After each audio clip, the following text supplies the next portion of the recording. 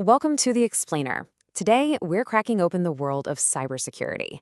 We're going to take all those really intimidating concepts and boil them down into simple ideas that, honestly, anyone can get. In this quote right here, it gets to the absolute heart of what we're talking about today. The truth is, if you can just get your head around a few simple ideas, this whole complicated world of cybersecurity, well, it suddenly clicks. It all starts to make sense. I mean, let's be honest. It is so easy to feel completely overwhelmed by this stuff. You hear all these acronyms, NISO 27001, SOC 2, and it just sounds like a foreign language, right? It feels super technical, dense, and frankly, it can be pretty intimidating. But what if all of that jargon, all that complexity, is really just built on ideas you already understand? I'm talking about concepts as simple as locking your front door when you leave the house. That's exactly what we're going to dig into. All right, so let's jump right in with our first big analogy. For a second, just forget everything you think you know about servers, firewalls, all that tech stuff. Instead, I just want you to picture something really simple, an unlocked door. Okay, so that unlocked door, in the security world, that's what we call a vulnerability. It's just a weakness. And this part is really key.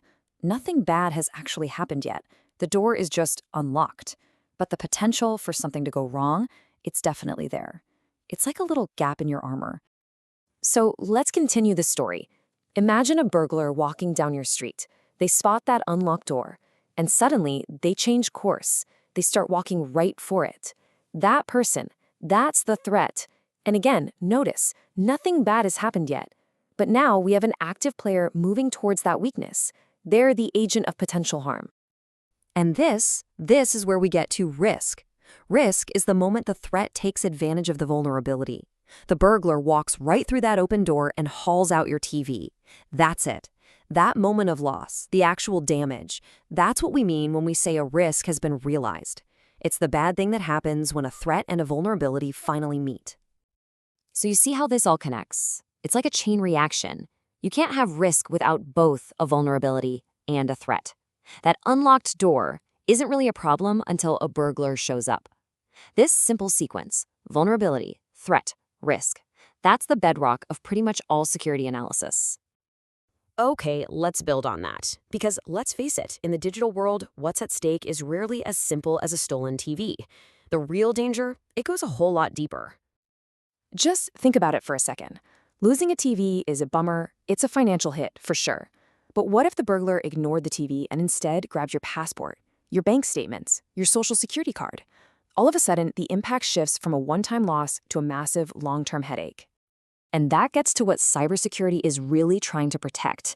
It's not about physical stuff. It's about protecting key qualities of your information. And this is where something called the CIA triad comes in. It's super important. First up, C for confidentiality. That's about keeping secrets secret. Then I for integrity, making sure your data is accurate and hasn't been messed with.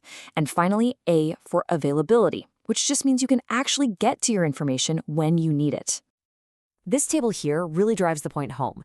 See, impact isn't just one size fits all. A stolen TV, that's a basic loss. But a stolen passport? Now we're talking a severe impact. Identity theft, all kinds of problems. An insider threat, someone who already knows your routines, that's seriously dangerous. And then you have something like a fire, which is just catastrophic. The point is, the real damage isn't just about what you lose, it's about the level of harm that loss causes. All right, so now we've got the basic language of risk down. But here's the thing. A real company isn't like a house that just sits there. It's a complex system that's always moving, always changing. So it's time to upgrade our analogy.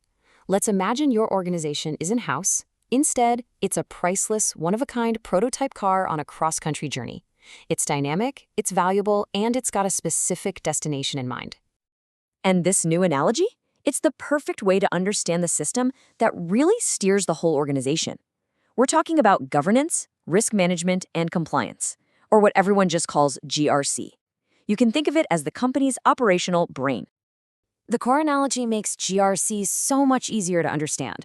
Governance is like mission control. It sets the final destination and the big picture rules for the trip. Risk management, that's the actual driver, the one with their hands on the wheel, dodging potholes and dealing with bad weather in real time. And compliance, that's just following the traffic laws, making sure you don't get a ticket. So governance, our mission control, it doesn't just say, hey, drive to New York. No, it provides a whole rule book. It starts really broad with policies, like the general rule, drive safely. Then it gets more specific with standards, like your headlights have to be on after dusk. And then it gets super detailed with procedures, the literal step-by-step instructions on how to do something, like changing a flat tire. See, it's a whole hierarchy, from big ideas down to tiny details. And to make sure this whole journey happens safely, responsibilities are split up into what's called the 3 lines of defense. The first line? That's your driver, the people actually doing the work, the operations teams. The second line is the navigator, sitting in the passenger seat. Those are the risk and compliance folks giving advice and checking the map. And the third line, that's like an independent inspector who shows up at a rest stop, the internal audit team, just to make sure both the driver and the navigator are doing their jobs right. But here's the thing. It doesn't matter how great your driver is or how smart your mission control is.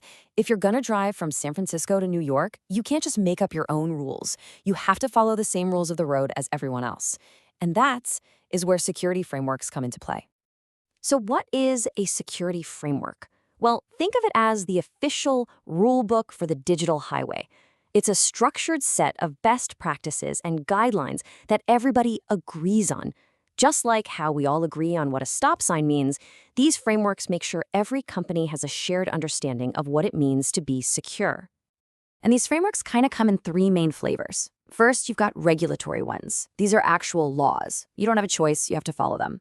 Then there are industry frameworks. You might not go to jail for ignoring them, but you won't be able to do business. Like, you can't process credit cards without following their rules. And finally, you have voluntary frameworks. These are optional, but they're the best practices that smart companies choose to follow to make themselves even safer. And you can see some examples right here. HIPAA, that's a regulatory framework, a law for healthcare. PCI DSS, that's an industry framework for anyone who takes credit cards. And then something like the NIST framework is voluntary. It's a fantastic guide that any company can use to up its security game. So you see, each one is like a different kind of map for a different kind of journey. So why does any of this really matter? Why all the rules and frameworks? Well, because of this number, 147 million. That's how many people had their sensitive data exposed in the Equifax breach back in 2017.